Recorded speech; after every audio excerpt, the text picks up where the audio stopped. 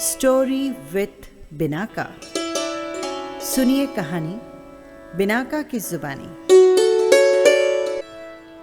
तो लीजिए, हाजिर है तीर्थंकर चरित्र श्रृंखला में 13वें तीर्थंकर भगवान विमलनाथ का चरित्र। कंपिलपुर के राजा कृतवर्मा और रानी श्यामा देवी परम जनभक्त और त्यागी व्रती के थे। श्यामा देवी महारानी परम सुंदरी थी, फिर भी इतनी सरल और निर्मल कि लोग कहते रानी जी का नाम श्यामा है, परंतु जीवन परम उज्जवल चंद्रमा के समान शीतल है। माघ शुक्ला तृतीया के दिन रानी की कुक्षी से एक महान पुण्यशाली पुत्र ने जन्म लिया।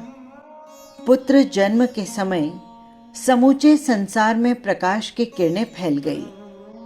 पुत्र जन्मोत्सव और नामकरण के समय राजा कृतवर्मा ने अपने स्वजन मित्रों को बताया कि जब से ये पुत्र माता के गर्भ में आया है, रानी का तन मन परम पवित्र, निर्मल और आभामय सा हो गया है।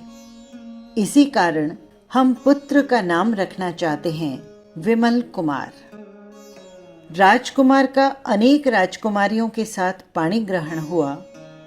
उसके बाद राज्याभिषेक, दीर्घ काल तक प्रजा पालन करते हुए माघ शुक्ला चतुर्दशी के दिन 1000 राजा और राजकुमारों के साथ विमल कुमार ने दीक्षा ग्रहण की। केवल ज्ञान प्राप्त होने पर धर्म तीर्थ की स्थापना की और अंत में संवेद शिखर पर आपका निर्वाण हुआ। तीसरे वासुदेव स्वयंभू और बलदेव बलभद्र आपके तीर्थ काल में हुए। ये थे 13वें तीर्थंकर विमलनाथ। 14वें तीर्थंकर भगवान अनंतनाथ का चरित्र। अयोध्या के राजा सिंहदेव की रानी सुयशा देवी ने वैशाख शुक्ला 13 की रात्रि में एक महान भाग्यशाली पुत्र को जन्म दिया। आपके जन्म प्रभाव से राजा सिंहसेन को अपना बल और वैभव असीम अनंत गुना बढ़ता हुआ प्रतीत हुआ था। माता ने भी एक विशाल रत्नमाला का स्वप्न देखा, जिसका ओर छोर कहीं नजर नहीं आता था। इसी कारण बालक का नाम अनंत रखा गया। यौवन वय में विवाह हुआ और उसके बाद राज्य अभिषेक कर पिता सिंहसेन दीक्षित हो गए।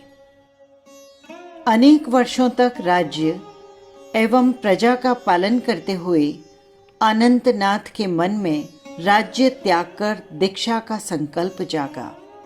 तभी नवलोकांकित देव आए और उनकी वंदना करके बोले, प्रभु, आपका संकल्प महान है, संसार को भी इस वैराग्य मार्ग का दर्शन करवाइए और धर्म तीर्थ का प्रवर्तन कीजिए। अनंत कुमार ने 1000 राजाओं के साथ सांसारिक भोग और वैभव को त्याग कर दीक्षा ग्रहण कर ली। 3 वर्ष के छद्म काल के पश्चात अशोक वृक्ष के नीचे वैशाख कृष्ण चतुर्दशी को उन्हें केवल ज्ञान प्राप्त हुआ। आपने अपनी प्रथम देशना में जीव अजीव आदि तत्वों पर प्रकाश डाला। आपके गण में 50 गणधर हुए और आपके प्रथम गणधर का नाम था यश। चैत्र शुक्ला पंचमी के पुष्य नक्षत्र में संवेद शिखर पर आपका निर्वाण हुआ। आपके तीर्थ काल में पुरुषोत्तम वासुदेव और सुप्रभ नाम के बलदेव हुए। ये थे 14वें तीर्थंकर। 15वें तीर्थंकर धर्मनाथ का चरित्र। भगवान धर्मनाथ का जीव पूर्व भाव में महाविदेह क्षेत्र में दृढ़रथ नाम का राजा था। दृढ़रथ राजा अपार संपत्ति और विशाल राज्य का अधिपति होते हुए भी जल में कमल की तरह उसमें निर्लिप्त और असंग जीवन जीता था। उसकी निसंगता को देखकर बड़े बड़े संतजन भी उन्हें धर्म का साक्षात अवतार कहते। जीवन के संध्या काल में दीक्षा ग्रहण कर दृढ़रथ मुनि ने चरित्र धर्म की निर्मल आराधना करते हुए तीर्थंकर नाम कर्म का उपार्जन किया। आयुष्य पूर्ण कर वैजयंत विमान में महान वृद्धि संपन्न देव बने। दृढ़रथ मुनि के जीव ने रत्नपुर नगर के भानु राजा की रानी सुव्रता के कुक्षी में प्रवेश किया। धर्म अवतार पुत्र के गर्भ में आते ही राजा रानी आदि सभी परिवार में दान, शील, तप और भाव रूपी धर्म की आराधना होने लगी। माता का जीवन तो जैसे धर्ममय बन गया। माघ शुक्ला तृतीया को पुत्र का जन्म हुआ। तब राजा ने गर्भ प्रभाव की चर्चा करते हुए पुत्र का नाम रखा धर्मनाथ। यौवन वय प्राप्त होने पर धर्मनाथ का विवाह हुआ, राज्य अभिषेक हुआ। अनेक वर्षों तक वे राज्य करते रहे।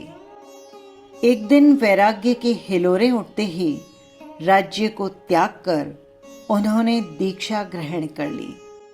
2 वर्ष तक छद्मस्थ पर्याय में रहने के पश्चात आपको केवल्य ज्ञान प्राप्त हुआ। आपकी प्रथम धर्म देशना में पंचम वासुदेव, पुरुष सिंह और सुदर्शन बलदेव भी उपस्थित थे।